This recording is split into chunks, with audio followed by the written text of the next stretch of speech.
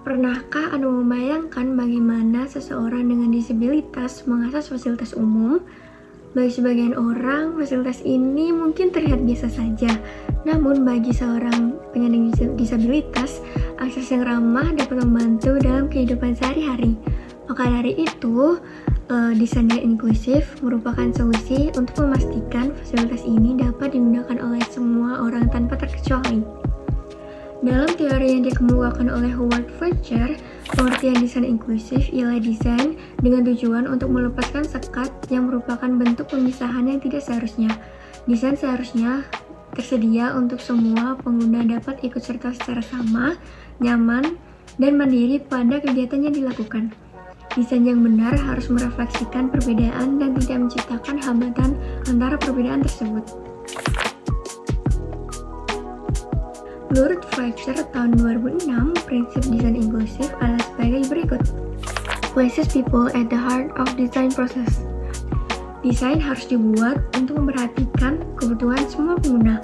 Proses pengembangan desain harus menciptakan ruang yang bisa digunakan oleh semua orang sehingga menghasilkan lingkungan yang kuat, nyaman, dan berkelanjutan. Acknowledge diversity and difference. Desain yang baik adalah desain yang bisa memenuhi kebutuhan semua orang sebanyak mungkin. Ini termasuk mempertimbangkan perbedaan seperti disabilitas, gangguan sensorik kesehatan mental, anak, hingga lansia. Overchoice, where a single design solution cannot accommodate all users. Jika suatu solusi tidak bisa memenuhi kebutuhan semua orang, desain harus menyediakan berbagai pilihan. Hal ini bertujuan agar desain dipergunakan oleh orang tanpa memandang usia, kemampuan, jenis kelamin, etnis, atau keadaan mereka. Provide for flexibility in use. Desain harus fleksibel sehingga bisa digunakan oleh berbagai macam pengguna dengan kebutuhan yang berbeda. Ruang juga perlu dirancang agar mudah diadaptasi semua dengan perubahan kebutuhan di masa depan. Convenient and enjoyable places for everyone. Desain harus menciptakan bangunan dan lingkungan yang mudah diakses, menyenangkan, dan nyaman bagi semua orang. Ruang harus dirancang agar mudah dipahami, sehingga orang tahu di mana mereka berada dan bisa mencapai tujuan mereka dengan mudah. Mari kita lihat beberapa contoh fasilitas umum yang sudah menerapkan aksesibilitas dengan desain yang inklusif. Yang pertama ada RAM atau jalur landai di Mall Pelayanan Publik Kota Yogyakarta. Tempat ini menyediakan jalur landai dan pegangan rambat bagi masyarakat yang menggunakan kursi roda atau penyandang disabilitas, lansia, maupun ibu hamil. Trotoar dengan guiding block di Jalan Sudirman, Jakarta.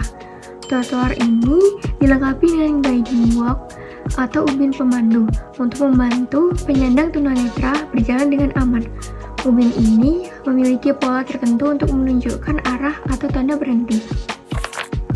Toilet umum ramah disabilitas di Bandara Soekarno-Hatta, Tangerang. Toilet ini memiliki pintu yang lebih lebar untuk kursi roda, pegangan tangan di dinding, dan wastafel yang rendah sehingga mudah diakses oleh pengguna kursi roda. Lift dengan tombol braille dan suara panduan di stasiun MRT Lebak Bulus, Jakarta. Lift ini dilengkapi dengan tombol braille untuk tunanetra serta suara panduan untuk membantu mereka mengetahui lantai tujuan. Kurangnya pemahaman dan kesadaran. Banyak pihak yang belum memahami pentingnya aksesibilitas bagi penyandang disabilitas, sehingga desain fasilitas publik seringkali tidak memperhitungkan kebutuhan mereka. Yang kedua, keterbatasan anggaran. Implementasi desain inklusif sering dianggap memerlukan biaya tambahan yang menjadi penghalang bagi beberapa proyek infrastruktur. Kurangnya regulasi yang tegas.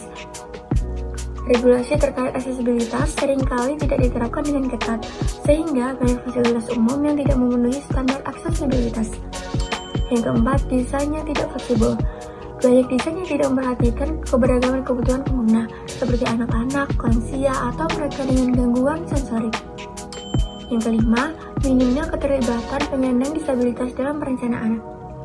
Penyandang disabilitas jarang dilibatkan dalam proses perencanaan, sehingga desain yang dihasilkan kurang relevan dengan kebutuhan mereka. Yang terakhir, hambatan fisik dan lingkungan. Fasilitas publik yang sudah ada seringkali sulit untuk dimodifikasi karena hambatan fisik atau biaya renovasi yang tinggi.